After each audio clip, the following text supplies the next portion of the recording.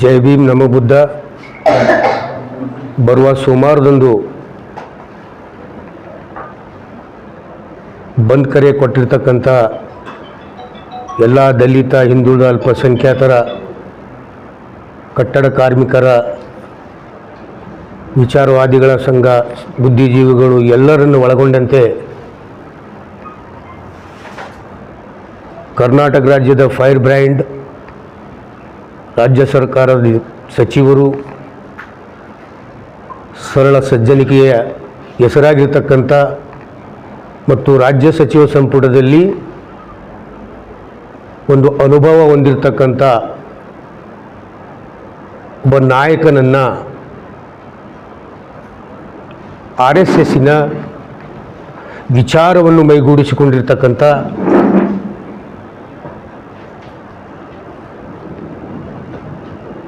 ಸನಾತನಿ ಚಿಂತಕ, ಹಿಂದುತ್ವವನ್ನು ಮೈಗೂಡಿಸಿಕೊಂಡಿರ್ತಕ್ಕಂಥ ಸಂವಿಧಾನ ವಿರೋಧಿ, ಪ್ರಜಾಪ್ರಭುತ್ವ ವಿರೋಧಿ,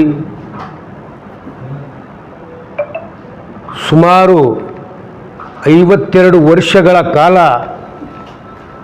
RSSನ ಕೇಂದ್ರ ಕಚೇರಿ ಮೇಲೆ ತಿರಂಗ ಜೆಂಡಾವನ್ನು ಹಾಸಲಾರದಂಥ ನಕಲಿ ದೇಶಭಕ್ತಿ ತೋರಿಸ್ತಕ್ಕಂಥ RSSನ ವಿಕೃತ ಮನಸ್ಥಿತಿಯ ವಿರುದ್ಧ ಎಲ್ಲ ವಿಚಾರವಾದಿಗಳ ಒಕ್ಕೂಟ ಏನು ಹೋರಾಟ ಮಾಡಲಿಕ್ಕೆ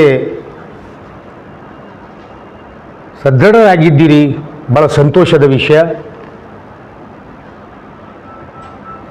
ಈ ಸಂಘ ಪರಿವಾರ ಸನಾತನವಾದಿಗಳು ಬಾಬಾ ಸಾಹೇಬ್ ಅಂಬೇಡ್ಕರ್ ಅವರ ಜೀವಂತ ಅವಧಿಯಲ್ಲಿಯೂ ಕೂಡ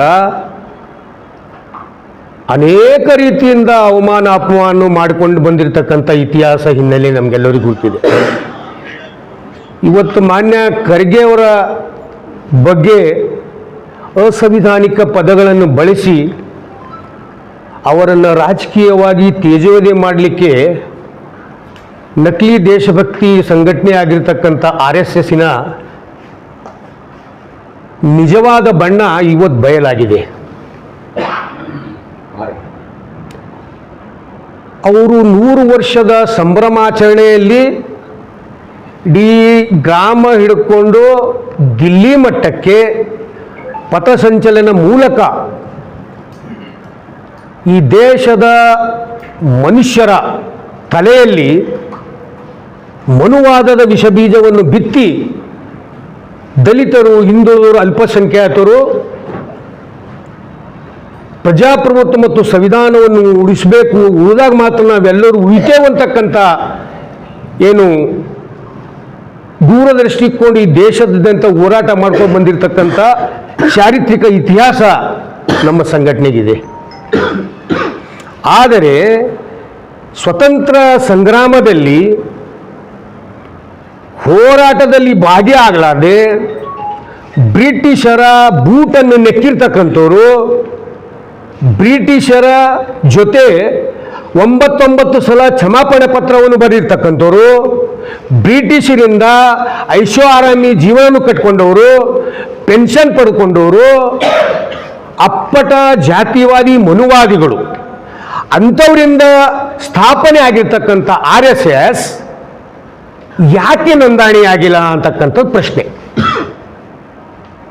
ಇಲ್ಲಿವರೆಗೆ RSS ತನ್ನ ಸಂಸ್ಥೆಯ ನೋಂದಣಿ ಮಾಡಿಲ್ಲ. ಯಾಕೆ?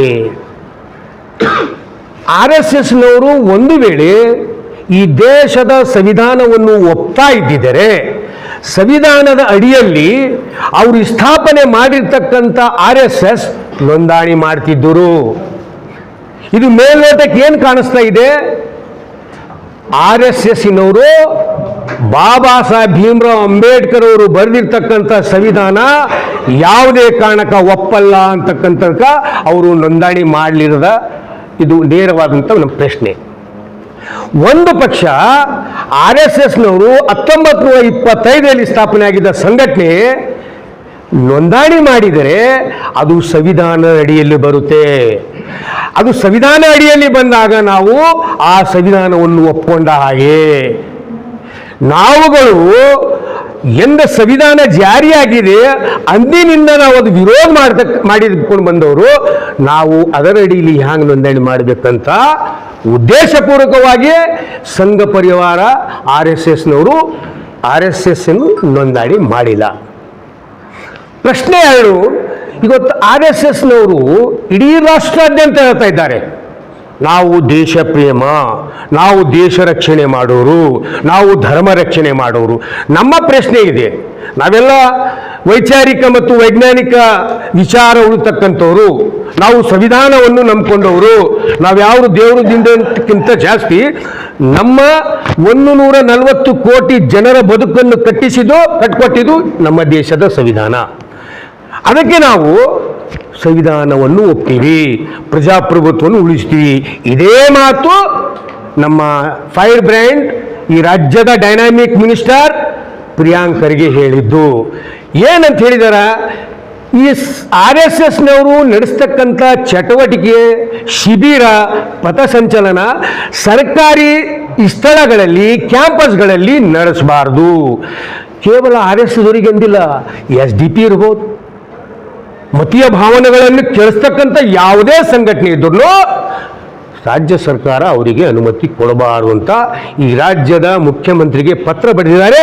ಮತ್ತೆ ಮಾನ್ಯ ಮುಖ್ಯಮಂತ್ರಿಗಳು ಸರ್ ಸ್ಪಷ್ಟವಾಗಿ ಹೇಳಿದ್ದಾರೆ, ಸರ್ಕಾರಿ ಕ್ಯಾಂಪಸ್ಸಿನಲ್ಲಿ, ದೇವಸ್ಥಾನಗಳಲ್ಲಿ, ಸಾರ್ವಜನಿಕ ಜನಗಳಲ್ಲಿ ಯಾವುದೇ ಕಾರಣಕ್ಕೂ RSSನವರು ನಡೆಸ್ತಕ್ಕಂಥ ಚಟುವಟಿಕೆಗಳಿಗೆ ಅವಕಾಶ ಇಲ್ಲ ಅಂತ ಹೇಳಿದ್ದಾರೆ.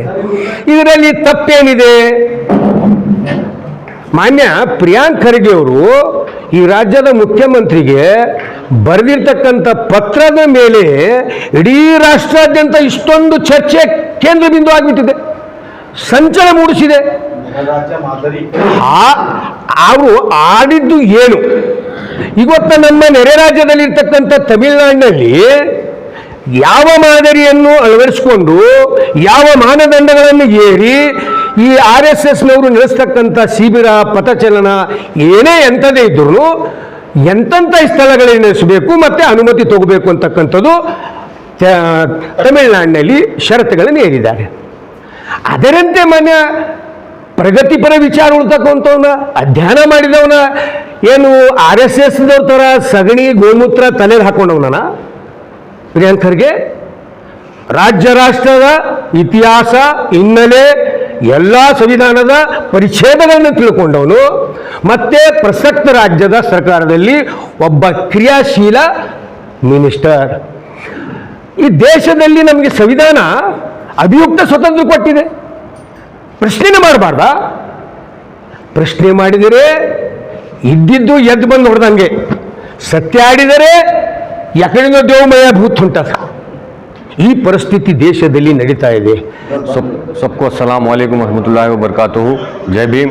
आज हुमनाबाद के IB में जमा होने का मकसद ये है कि सभी दलित संगठन के तरफ से और सभी माइनॉरिटी संगठन के तरफ से और सभी जात के तरफ से यहाँ जमा हुए हैं। मेन इसका उद्देश्य ये है कि हुमनाबाद के अंदर 20 तारीख मंडे के दिन हुमनाबाद बंद रखा गया है।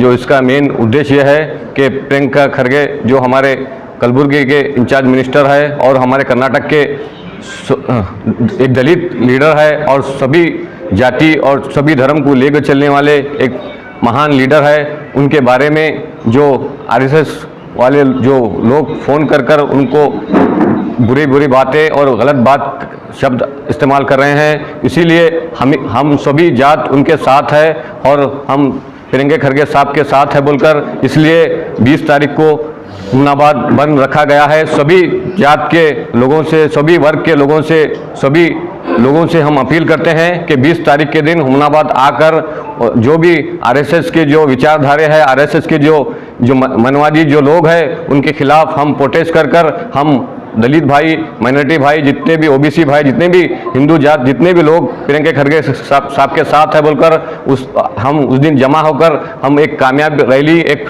कामयाब प्रोटेस्ट कर हम लोगों में एक अच्छा संदेश देने की कोशिश करेंगे। मैं इतनी बात कहते हुए अपनी 2 बात ख़त्म करता हूँ। जय हिंद, जय कर्नाटका, जय भीम। जय भीम। 20 तारीख सोमवार के दिन हमारा पूरा लोग अब तक आपके माध्यम में तरफ से सब लोग बोले हैं, उस दिन पूरा संगठन लोग खेड़े खेड़े गांव को जाकर पूरा हम दलित और अल्पसंख्यक और पूरा लोग ज़्यादा से ज़्यादा लोग आकर वो बंद काल को यशस्वी करने के लिए हम यहाँ पर बुला जाएगा। आप लोग पूरा ज़्यादा से ज़्यादा लोग आए तो वो बंद काल को अच्छा तरीके से वो आरएसएस लोगों को वो क्या है ये बंद काल के उसको मालूम होना कि हम दलितों को छेड़े तो क्या होता बोलकर वो आरएसएस लोगों को मालूम होना बोलकर हम ये हुमनाबाद से बेंगलुरु से दिल्ली तक ये आवाज़ सब लोगों को जाने के लिए हम मीडिया तरफ से आज के दिन हम बोल रहे हैं। और सभी लोग ज़्यादा से ज़्यादा लेडीज रंदे जेंट्स रंदे पूरा लोग उस दिन आकर ये यशस्वी करके बोलकर हमारा एक हमारे को भरोसे है बोलकर मैं ये मीडिया तरफ से बोल रहे सब लोगों को जय भीम। ಬುದ್ಧ ಇಂದು ಪ್ರವಾಸಿ ಮಂದಿರದಲ್ಲಿ ಎಲ್ಲ ಸಂಯುಕ್ತ ಹೋರಾಟ ಸಮಿತಿಯವರು ದಿನಾಂಕ 20ರಂದು ಖರ್ಗೆ ಅವರ ವಿರುದ್ಧ ಆರ್ಎಸ್ಎಸ್ದರು ಭಾಳಷ್ಟು ಗಲೀಜು ಅವರು ಬೈದಿದ್ದಾರೆ. ಅದರ ವಿರುದ್ಧ ಸೋಮವಾರ ದಿವಸ 20 ತಾರೀಕರಂದು ಬಂದ್ ಇಡಲಾಗಿದೆ. ಅವತ್ತಿನ ದಿವಸ ಹೆಚ್ಚಿನ ಜನಸಂಖ್ಯೆಯಲ್ಲಿ ಎಲ್ಲ ಸಂಘಟನೆ ಬರಬೇಕಂತ ನಮ್ಮಲ್ಲಿ ಮನವಿ. ಜೈ ಭೀಮ್ ನಮ ಬುದ್ಧ. ಎಲ್ಲರಿಗೂ ಕ್ರಾಂತಿಕಾರಿ ಜೈ ಭೀಮ್ ನಮೋ ಬುದ್ಧಾಯ. ನಾನು ಸತೀಶ್ ರತ್ನಾಕರ್, ಕರ್ನಾಟಕ ರಾಜ್ಯ ದಲಿತ ಸಂಘರ್ಷ ಸಮಿತಿಯ ತಾಲೂಕಾ ಅಧ್ಯಕ್ಷ ವತಿಯಿಂದ ಸಂಚಾಲಕರ ವತಿಯಿಂದ ಬರುವ ದಿನದಲ್ಲಿ ಸೋಮವಾರ ದಿನ 20ನೇ ದಿನಾಂಕದಂದು ಹುಮ್ನಾಬಾದ್ ಬಂದ್ ಕರೆ ನೀಡುವ ಉದ್ದೇಶ ಏನಂದರೆ, ಒಬ್ಬ RSS ಮನುವಾದಿ ಪ್ರಿಯಾಂಕ್ ಖರ್ಗೆ, ಕರ್ನಾಟಕ ಪಂಚಾಯತ್ ರಾಜ್ ಇಲಾಖೆ ಸಚಿವರಾದ ಪ್ರಿಯಾಂಕ್ ಖರ್ಗೆ ಅವರಿಗೆ ಕರೆ ಮುಖಾಂತರ ಅಶ್ಲೀಲ ಪದದಿಂದ ಬೈದಿರುತ್ತಾನೆ. ಆದ ಕಾರಣವನ್ನು ಸೋಮವಾರ ದಿನ ಹುಮ್ನಾಬಾದ್ ಬಂದ್ ಕರೆಯನ್ನು ನೀಡಲಾಗಿದೆ. ನಮ್ಮ ಕರ್ನಾಟಕ ರಾಜ್ಯ ದಲಿತ ಸಂಘರ್ಷ ವತಿಯಿಂದ ಬೆಂಬಲ ಇರುತ್ತದೆ ಎಂದು ಹೇಳಿ ನಂದು 2 ಮಾತು ಮುಗಿಸ್ತೀನಿ. ಜೈ ಭೀಮ್. ಜೈ ಭೀಮ್. ನನ್ನ ಹೆಸರು ಶಶಿಕಾಂತ್ ಆಗಿ ಅಂಥೇಳಿ ಕಟ್ಟಡ ಕಾರ್ಮಿಕರ ತಾಲೂಕಾ ಕಾರ್ಯದರ್ಶಿಯಾಗಿ ಕೆಲಸ ಮಾಡ್ತೀನಿ. ಇವತ್ತು ದಲಿತ ಒಕ್ಕೂಟ ಸಮಿತಿಯಿಂದ ಏನು 20 ತಾರೀಕಿಗೆ ಬಂದ್ ಕರೆ ಇದೆ. ಉದ್ದೇಶ ಏನಂದರೆ, ಇವತ್ತು ನಿರಂತರ ಏನದಂದ್ರೆ ಸಂವಿಧಾನ ಮೇಲೆ ದಾಳಿ ಮಾಡ್ತಾ ಇದ್ದಾರೆ ಮನುವಾದಿಗಳು. ಹಾಗೂ ನಮ್ಮ ಸಚಿವರಾದ ಪ್ರಿಯಾಂಕಾ ಸಾಹೇಬರಿಗೆ ಅವಹೇಳನೆ ಹೇಳಿ ಏನಾದರೂ ಫೋನ್ ಮುಖಾಂತರ ಏನು ಕರೆ ಮಾಡಿ ಅವಾಚ್ಯ ಶಬ್ದದಿಂದ ಬೈದಾರ, ಅದು ಖಂಡಿಸಿ, ಹಾಗೂ ನಮ್ಮ ದೇಶದ ಏನು ಒಬ್ಬ ವಕೀಲಿದ್ದನ ನ್ಯಾಯಾಲಯಕ್ಕೆ ವಕೀಲ ಅವ ಚಪ್ಪಲ ಬೂಟ್ ಶೂ ಎಸಿದೆ ಏನದಂದ್ರೆ ದಲಿತ ಸಮುದಾಯಕ್ಕೆ ಎಲ್ಲೋ ಒಂದು ಜಗಿಗೆ ಟೀಕೆ ಟಿಪ್ಪಣಿ ನಿರಂತರ ಮಾಡ್ಲತ್ತಾರ. ಈ ಮನುವಾದಿ ವಿರೋಧ, ಈ ಜಾತಿವಾದಿ ವಿರೋಧ ಏನು ಸಮಸ್ತ ಏನು ಮನುವಾದಿಗಳಿದ್ದಾರ ಅವ್ರ ವಿರೋಧ ಆಗಿ ಈ ಸಂವಿಧಾನ ಮೇಲೆ ದಾಳಿ ಮಾಡ್ತಕ್ಕಂಥ ಮನುವಾದಿಗಳ ವಿರೋಧವಾಗಿ ಏನು 20 ತಾರೀಕಿಗೆ ಬಂದ್ ಕರೆಯಿದೆ. ನಾವು ಕಟ್ಟಡ ಕಾರ್ಮಿಕರು ಸಮಸ್ತ ನಾವೆಲ್ಲ ಕಾರ್ಮಿಕರು ಏನದಂದ್ರೆ ದಲಿತ ಒಕ್ಕೂಟ ಸಮಿತಿಗೆ ಸಪೋರ್ಟ್ ಮಾಡಿ ಅವತ್ತು ಅತಿ ಹೆಚ್ಚು ಸಂಖ್ಯೆಯಲ್ಲಿ ನಾವೆಲ್ಲರೂ ಭಾಗವಹಿಸಿ ಇದೊಂದು ಹೋರಾಟ ಯಶಸ್ವಿ ಮಾಡ್ತೇವೆ ಅಂತೇಳಿ ಕಟ್ಟಡ ಕಾರ್ಮಿಕರಿಂದ ಮನವಿ. ಜೈ ಭೀಮ್. ಎಲ್ಲರಿಗೂ ಜೈ ಭೀಮ್ಗಳು. ಬಂಧುಗಳೇ, ಮೊನ್ನೆ ತಾನೇ ಈ ರಾಜ್ಯದ ಗ್ರಾಮೀಣಾಭಿವೃದ್ಧಿ ಮಂತ್ರಿಗಳಾದಂತಹ ಸನ್ಮಾನ್ಯ ಶ್ರೀ ಪ್ರಿಯಾಂಕ್ ಖರ್ಗೆ ಅವರಿಗೆ ಒಬ್ಬ RSSನ ಅವಿವೇಕಿ ಫೋನ್ ಕರೆ ಮಾಡಿ ಹೊಲಸು ಶಬ್ದಗಳಿಂದ ನಿಂದನೆ ಮಾಡಿ, ಅವಾಚ್ಯ ಶಬ್ದಗಳಿಂದ ನಿಂದನೆ ಮಾಡಿ ಆತನಿಗೆ ಖರ್ಗೆ ಅವರಿಗೆ ಅವಮಾನ ಮಾಡಿರ್ತಾರೆ. ಈ ವಿಷಯವನ್ನು ಖಂಡಿಸಿ ಇಡೀ ರಾಜ್ಯಾದ್ಯಂತ ಉಗ್ರವಾದ ಹೋರಾಟಗಳು ನಡೀತಾ ಇವೆ. ಅದರಂತೆ ಹುಮ್ನಾಬಾದ್ ಪಟ್ಟಣ ದಿನಾಂಕ 20ರಂದು ಬಂದ್ ಕರೆ ಕೊಡಲಾಗಿದೆ.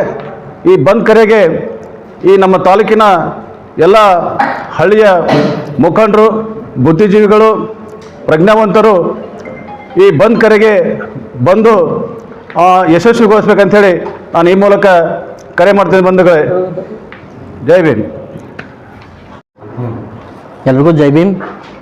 ನನ್ನ ಹೆಸರು ರಾಹುಲ್ ಬುದ್ಧ, ದಲಿತ ಸಂಘರ್ಷ ಸಮಿತಿ ಅಂಬೇಡ್ಕರ್ವಾದ ತಾಲೂಕಾ ಸಂಚಾಲಕನಾಗಿ ನಮ್ಮ ಸಮುದಾಯದ ನಾಯಕ ಮಾನ್ಯ ಸಚಿವರಾದಂಥ ಪ್ರಿಯಾಂಕ್ ಖರ್ಗೆ ಅವರಿಗೆ ಒಬ್ಬ ಮನವಾದಿ ಒಂದು ಕರೆ ಮಾಡಿ ಅವರಿಗೆ ಅವಾಚ್ಯವಾದ ಶಬ್ದಗಳಿಂದ ಬೈದಿದ್ದಾನೆ. ಅದಕ್ಕೋಸ್ಕರ ನಾವು ಹುಮ್ನಾಬಾದ್ ಪಟ್ಟಣದಲ್ಲಿ ಎಲ್ಲ ದಲಿತ ಪರ ಒಕ್ಕೂಟದ ವತಿಯಿಂದ ಸೋಮವಾರ ಬೆಳಗ್ಗೆ 10 ಗಂಟೆಗೆ ಹುಮ್ನಾಬಾದ್ ಸಂಪೂರ್ಣವಾಗಿ ಬಂದ್ಗೆ ಕರೆ ನೀಡ್ತಾ ಇದ್ದೀವಿ. ಆದ ಕಾರಣ ಎಲ್ಲ ನಮ್ಮ ಮುಖಂಡರು, ಬುದ್ಧಿಜೀವಿಗಳು ಹಾಗೂ ಎಲ್ಲ ಸಮಾಜದ ಯುವಕರು ಹೆಚ್ಚಿನ ಸಂಖ್ಯೆಯಲ್ಲಿ ಈ ಹೋರಾಟಕ್ಕೆ ಭಾಗಿಯಾಗಿ ಈ ಹೋರಾಟನ ಯಶಸ್ವಿಗೊಳಿಸಬೇಕಂತ ಹೇಳಿ ನನ್ನ ದಲಿತ ಸಂಘರ್ಷ ಸಮಿತಿ ವತಿಯಿಂದ ನಾನು ಮನವಿ ಮಾಡ್ಕೊತಾ ಇದ್ದೀನಿ. ಜೈ ಭೀಮ್. ಈ ಮಾಧ್ಯಮದ ಮುಖಾಂತರ ಹೇಳುವುದೇನೆಂದರೆ, ನಿನ್ನೆ ಪ್ರಿಯಾಂಕಾ ಖರ್ಗೆ ಅವರಿಗೆ RSSನ ಒಬ್ಬ ಅವಿವೇಕಿ ಕಾಲ್ ಮುಖಾಂತರ ಏನು ಅವಹೇಳನಕಾರಿ ಮಾತನಾಡಿದ್ದಾನೆ, ಅವರಿಗೆ ಅವಶ್ಯಕ ಶಬ್ದಗಳಿಂದ ಬೈದಿದ್ದಾನೆ. ಅದಕ್ಕೋಸ್ಕರ ಹುಮ್ನಾಬಾದ್ ತಾಲೂಕಿನ ಎಲ್ಲ ದಲಿತ ಪರ ಸಂಘಟನೆಗಳ ಒಕ್ಕೂಟ ವತಿಯಿಂದ ಏನು 20ನೇ ತಾರೀಕು ಸೋಮವಾರ ಹುಮ್ನಾಬಾದ್ನ ಬಂದ್ಗೆ ಕರೆ ನೀಡಲಾಗಿದೆ. ಅದಕ್ಕೆ ದಯಮಾಡಿ ಎಲ್ಲ ಭೀಮಾ ಬಂಧುಗಳು ಹಾಗೂ ಅಂಬೇಡ್ಕರ್ ವಾದಿಗಳು ದಯಮಾಡಿ ಪ್ರತಿಭಟನೆಗೆ ಭಾಗವಹಿಸಿ ಪ್ರತಿಭಟನೆಯನ್ನು ಯಶಸ್ವಿಗೊಳಿಸಬೇಕಂತೇಳಿ ತಮ್ಮಲ್ಲಿ ವಿನಂತಿಯನ್ನು ಕೇಳ್ಕೊತಾ ಇದೆ. ಅದೇ ರೀತಿ ಎಲ್ಲ ದಲಿತ ಪರ ಸಂಘಟನೆಗಳ ಒಕ್ಕೂಟದಲ್ಲಿ ನಮ್ಮ ಭೀಮ್ ಆರ್ಮಿ ಸಂಘಟನೆ ಕೂಡ ಅವ್ರ ಕೈ ಜೋಡಿಸುತ್ತೇವೆ ಅಂತ ಹೇಳ್ತಾ ಎರಡು ಮಾತನ್ನ ಮುಗಿಸಿದೆ. ಜೈ ಭೀಮ್, ಜೈ